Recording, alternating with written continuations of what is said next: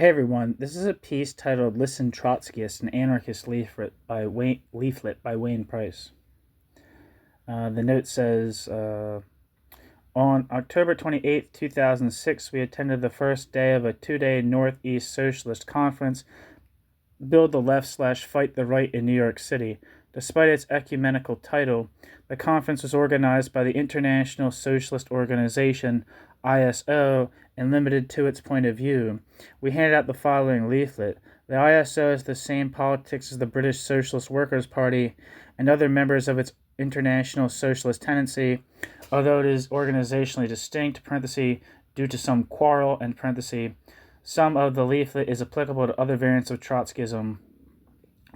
Full disclosure, I was a founding member of the ISO's predecessor, the International Socialist, having previously been an anarchist pacifist.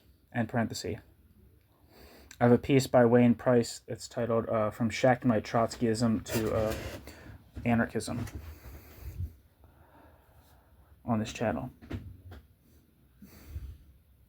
You Trotskyists of the International Socialist Organization claim to have the same goal as we, class struggle social anarchists. A worldwide revolution by the working class and all oppressed against capitalists and their states, including the remnants of the quote, communist state capitalist regimes, and to replace these states with associations of councils, but you've ruined it because of your methods. You attempt to recreate the Bolshevik party of Lenin and Trotsky, and to do what Lenin and Trotsky did in Russia. When you deviate from this attempt, it is only to use social democratic methods. We will demonstrate this. You seek to create a, quote, workers' state, but there is no such thing as a, quote, workers' state. Engels defined the state as a, quote, public force, which, quote, consists not merely of armed men, but also of material appendages, prisons and coercive institutions of all kinds, end quote. Its officials are, quote, organs of society standing above society, representatives of power which estranges them from society. The state is an organization for the protection of the possessing class against the non-possessing class.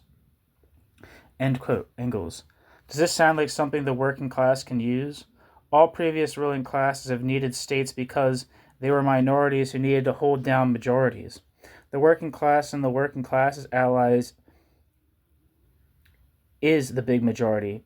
In a revolution, it will not need a socially alienated, bureaucratic military machine to hold down the pro-capitalist minority. It will need the self-organization of the workers and the oppressed themselves, workplace and neighborhood assemblies, federated councils, and an armed people, a workers' militia.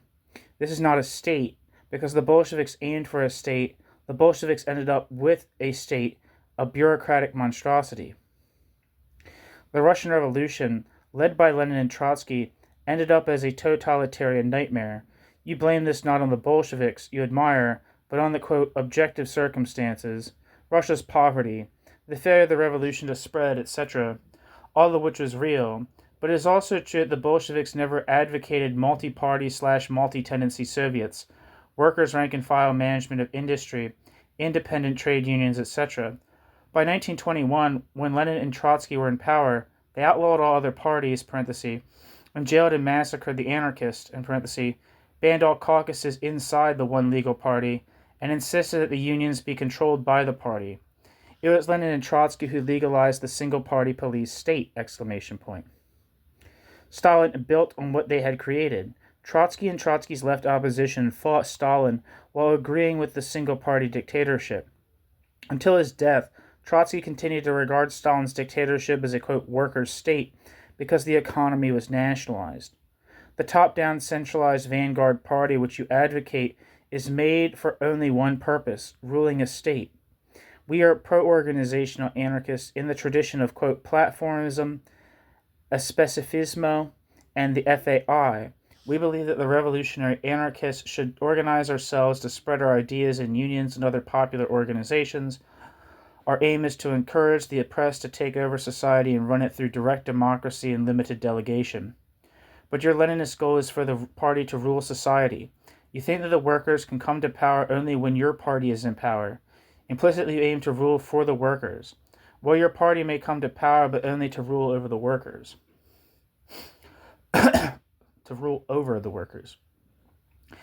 Like your fellow Trotskyists of the Spartacist League, your goal is a centralized party ruling a centralized state, managing a centralized planned economy, ultimately on an international scale. This would be a monstrously bureaucratized, inefficient, and oppressive system. Instead, we propose federated associations, decentralized communities and regions, worker-run industries, all planned from the bottom up by negotiation among councils. Your your centralized authoritarian political philosophy affects everything the ISO does. You have developed a deserved reputation for being manipulative and controlling, and for vacillating between sectarianism and opportunism. For example, you've actively built Ralph Nader's campaigns, with and without the Green Party, leaving aside our anarchist anti-electoralism. Marx, Lenin, and Trotsky advocated electoral activity only to develop the political independence of the working class, which did not work out very well considering the history of the social democratic and communist parties, Nader is a supporter of capitalism and capitalism's state, as is the liberal Green Party these days. They are trying to create a liberal third capitalist party. For the ISO to campaign for Nader was to cross the class line. You did it to build the ISO, not out of any principle. Similarly, in the labor movement, your announcement for this Northeast Conference says, quote, "This past year has been an exciting time for labor, ... The Transit Workers Union in NYC defied the draconian, quote, Taylor Law and went on strike, inspiring workers throughout the tri-state and the nation. Forced back to work by the MTA, ... They organized the rank and file for a successful surprise, quote, no vote on bracket the contract, end quote. This fails to mention that the TWU bureaucracy, which could have gone on, quote, defying the state, but which chose instead to cave in to portray their workers and demoralize many workers, so they eventually voted for the contract. In the anti-war movement, you have called for support to the resistance. It is right to express solidarity with the oppressed people of Iraq and Lebanon against U.S. imperialism.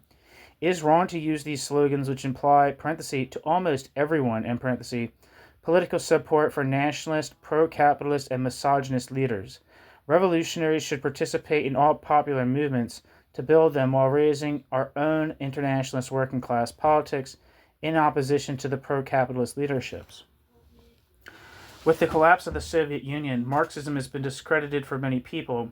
Instead, the radical impulses flowed into the historic other radicalism, anarchism, but the basic ideas remain: the evils of capitalism, the need to smash the state, the importance of the working class, the value of other rebellious forces, women, LGBT, racially and nationally oppressed, etc., the fight against imperialism, the need for international revolution, and the need to build a revolutionary organization to fight for these ideas.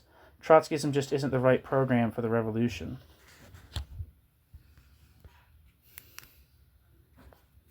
The end. Thank you for listening.